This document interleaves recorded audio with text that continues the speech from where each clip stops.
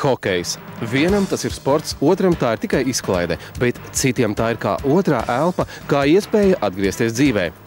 Pirms daudziem gadiem Krievijā, pateicoties ārsta protēzista dr. Marka Pitkina iniciatīvai, aizsākās stājhokejs.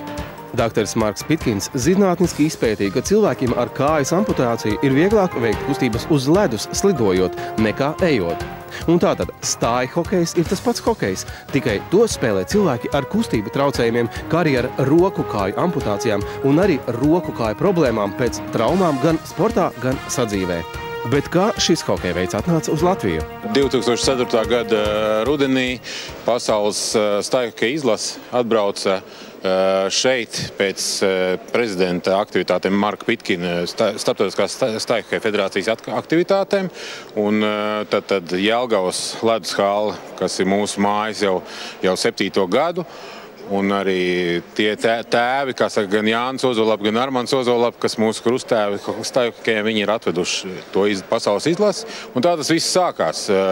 Uzreiz pēc 4 mēnešiem tika dibināta stājhokeja federācija, izveidojās komanda, pirmie 6 spēlētāji aizbrauca uzreiz uz Eiropas čempionātu Vīnē. 2006. gadā paralēli pasaules čempionātam hokejā Rīgā, Jelgavā, pateicoties pašvaldībai un labvēļu atbalstam, tika norganizēts visaugstākajā līmenī pasaules čempionāts stājhokejā ar Kanādas, ASV, Krievijas, Somijas, Čehijas un Latvijas vienību piedalīšanos. Latvijas komanda izcīnīja 4. vietu. 2006. gada rudenī pirmo reizi vēsturē Latvijas stājhokeja izlase sāka piedalīties Zemgales amatieru hokeja līgā, sacenšoties ar sportistiem amatieriem. Mūsu vīri ir aizgājuši līdz Eiropas vicečempionu titulam un pasaules čempionātu bronzas medaļām, kas tika izcīnīts ASV 2008. gadā. Šos cilvēkus var tikai abrīnot, jo pirmajā mirklī, paskatoties spēli, pat nevar pamanīt, ka puišiem ir nopietnas veselības problēmas. Viens itālis viņš piedalījās izlasē, Eiropas izlasē 4 gadus atpakaļ Sanktpēterburgā. Viņam vispār visas kājas nav. Ja? Ne tā, ka līdz celiem, ja? Bet pilnīgi visas kājas nav. Un viņam ir protēze. Ja? Un tad viņš slidoja tā, ka nepateiks, ka viņam nav nekā. Protams, jāatzīst arī, ka ārzemēs ir savādākas protēzes. Šeit mēs nonākam pie ļoti būtiska fakta. Šis sporta veids vienmēr ir gatavs jebkāda veida atbalstam gan no uzņēmēju, gan organizāciju puses. Bet tagad uzmanību. Starptautiskās stājhokeja federācijas kongresā tika nolemts organizēt 2011. gada Eiropas čempionātu Latvijas stājhokeja federācijai. Bet cik gatavi ir paši Latvijas spēlētāji šim notikumam? Teiksim tā, 2 maiņas jau ir zināms, ja, tas ir 10 spēlētāji. Un pa 3. maiņu mēs domāsim, skatīsimies spēles laika un treniņu laika. Čempionāta rīkošanai Latvijā ir arī kāds būtisks uzdevums.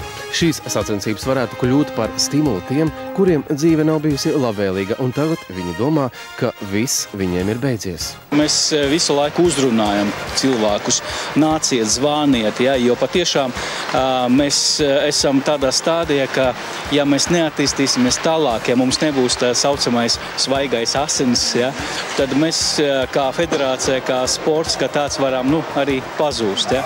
Un tāpēc ļoti svarīgi, lai cilvēki, kuri skatās, piemēram, šo raidījumu, ja, nekautrējās, ja, jo es saprotu, ka pirmais solis tas ir ļoti svarīgs, ja, un ļoti grūts.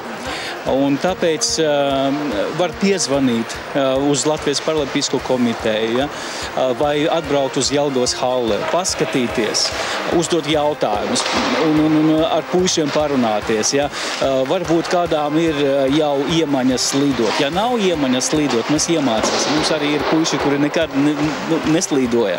Un viņi atbrauca, pamēģināja, viņam iepatikās, ja, un, protams, ka viņi tagad mūsu sastāvā. Un tas ir tikai sākums. Tālāk kopīgs, varētu pateikt, ģimenisks darbs. Darbs pie tehnikas, treniņi. Un galvenais, ka ik viens, vienalga vai pretinieks vai komandas spēlētājs, tevi vienmēr sapratīs. Visi jau runā par tām uzvarām, bet es domāju, viņiem galvenais, lai viņi gūst prieku no tā, ko viņi dara, jo tas, es domāju, pats galvenais viņiem, un es domāju, ka viņi to arī gūst, un ja viņi gūst, to arī uzvars būs. Es tikai gribēju pateikt teikt visai Latvijai, ka noteikti nav jāslēpjās, ja piemēram kaut kāda nelaime notika. Un nedrīkst sevi slaktēt ar kaut kādām nelāgām lietām. Es domāju par to, ka noteikti jāceļās, jādomā par nākotni. Ja? Apkārt mums ļoti daudz brīnišķīgi cilvēki, un tāpēc mēs te esam arī kopā. Un mūs atbalsta arī puiši no Dinamo Rīga, ja? Viņi šodien arī ir. Un viņi mūs atbalsta arī jebkurā čempionātā. Ja? Un, nāciet, vai kaut ko darām. Ja?